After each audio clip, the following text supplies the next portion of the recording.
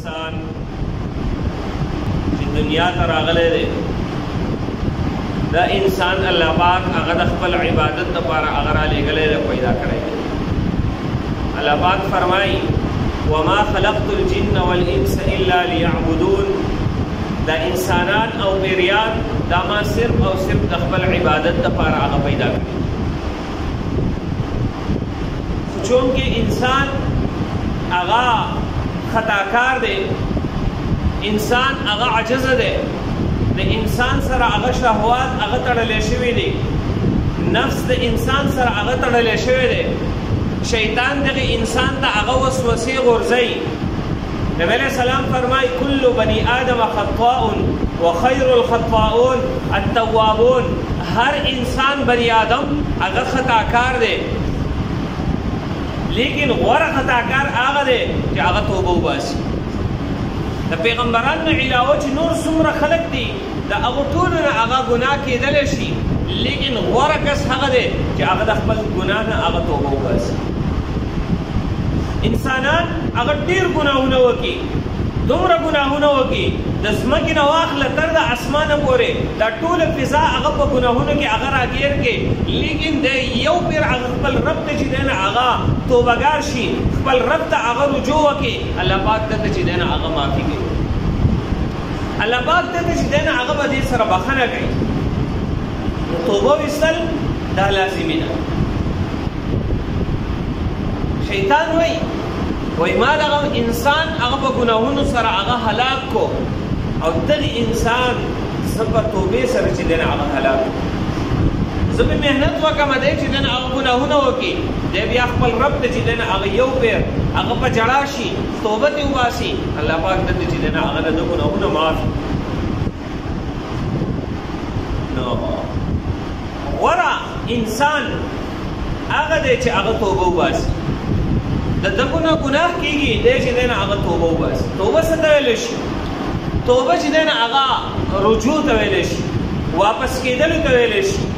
یو طرف ته انسان روان دی د دینه واپس کیږي دې ته چې دنه هغه څه ویل شي توبه ویل شي نه دی واپس شي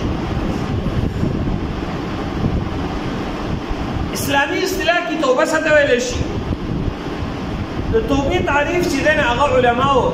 ډېر علماو مختلف تعریفونه کړی دي لیکن جامع تعریف مفتی اعظم پاکستان مفتی تقی عثمانی حفظه الله هغه تعریف کوي د توبې وای توبه ویل شي ترک الذنب ګناه پرې خودل دا اولنۍ خبره ده په توبه کې چې ګناه هغه پرې خودل شي دا نه چې دا توبه وباسه دا هغه ګناه چې دا هغه کوم نه د توبې لپاره د ټولو نه اولنی شرط دا دی چې هغه ګناه هغه پرېښودلی شي یو سړی دی هغه د غلا په ګناه کې هغه اخته دی د ټولو نه اولنی شرط دا دی چې دی د غلا پرېږدي دی توبه وباسي اولنی شرط ترک الذنب دا به چې دی نه هغه دی کوي دویم شرط والندم علی فعله دی چې کوم کار کوي دی به په هغې باندې پښیمانه او خفه وي که د غلا کولی دی به په هغې باندې پښیمانه وي که ته دروغ وي دی به په هغې باندې خفه وي که ته چغلخوري کولی دی به په هغې باندې خفه وي یو دا چې ګناه پرېږدي دویم په هغې باندې خفګان والعزم علی عدم عوده او درېیم دا چې آینده وخت کې د دې د نه کولو چې دی نه هغه پخه اراده او پوخ عزم کول چې آینده وخت کې به دا کار زه نه کوم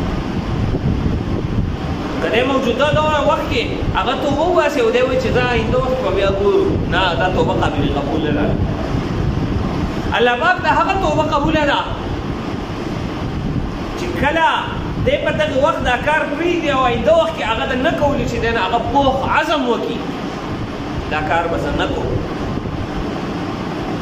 او څلورم ورد المظلمه ان کانت که بچی ظلم کړی وي د چا نه یې څه حق هغه قبضه کړی وي د چا حق یې قبضه کړی وي حقدار ته د هغه حق چې دی نه هغه واپس کول دا په دې کې هغه شرط دي ضروري او لازمي دي که حقدار ته حق واپس نه شو دی د الله پاک نه ډېره توبه وباسي خو دا توبه یې نه قبلېږي ورد المظلمه ان کان که بچی ظلم کړی د چا حق یې والی هغه ته حق ورکول صاحبي حق او طلب البراءة من صاحبها یا دا غي صاحب نه چې دین هغه براءت هغه طلب کوي. مطلب دا دی چې حق هغه والے شوی دی د لاړو د سره هغه سیز هغه شتره هغه له ورکو یاره دا وخت د ماستانه هغه ستلف استحق ما والے یا د چا غیبت کړی دی دا هغه نه معافي وغواړي یا چې دین هغه دا هغه نه براءت طلب وکي یعنی هغه نه معافي چې دین هغه طلب کی هغه سیز دې نشي واپس کولای هغه ته یاره ما ته معافي وکړه زه نشم واپس کولای هغه ورته که معافي وکړو د بهلو توبه قبلي نو رد المسلمه ان كان او طلب البراءه من صاحبها ظلم حق هغه واپس کول یا هغه نه معافي ورته او بل شرط دا دی واداء ما ضيع من الفرائض کم فرض چې هغه د دنه قضا شوي دي هغه راګرځول د دنه منځونه قضا شوي دي روزې قضا شوي دي دا اوس لوی کبیره ګناه دی دا بغیر د توبې نه هغه نه معاف کېږي دی به توبه وباسي لیکن شرط دا دی چې دی به د دغې قضا هغه راګرځوي دی به هغه منځونه قضا راګرځوي کم روزې چې د دنه قضا شوي دی په قصې قضا کړي دی هغه به دی راګرځوي او توبه به مو وباسي د خپل رب نه هلو با الله پاک دې توبه هغه دا شرایط دي د توبې لپاره توبه دغه ته ویلی شي چې خپل رب ته هغه رجوع وکړي او دغه شرایط هغه ملحوظ ساتل پکار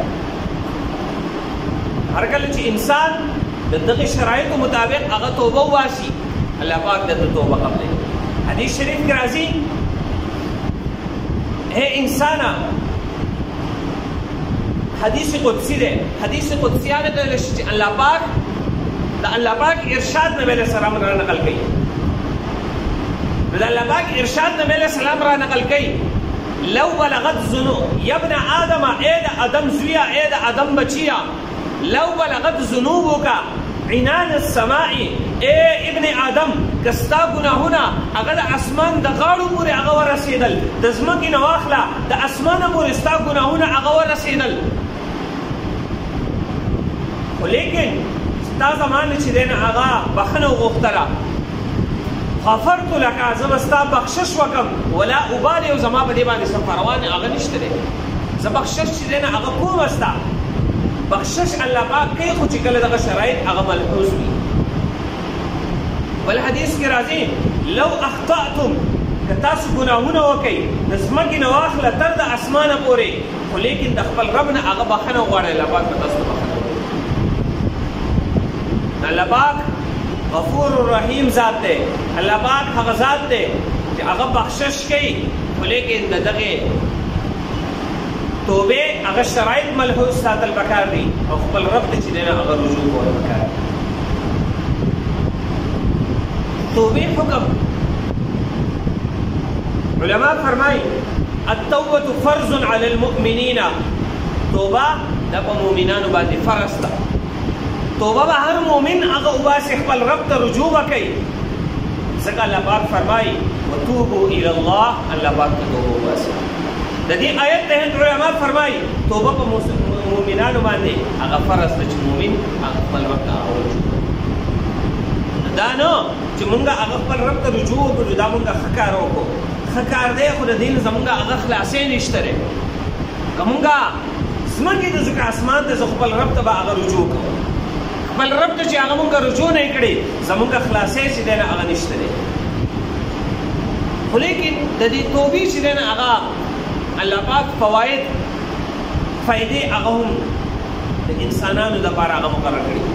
ګوره الله پاک څومره رحیم ذات دی یو دا انسان چې دی نه هغه له دنه ګناه وشي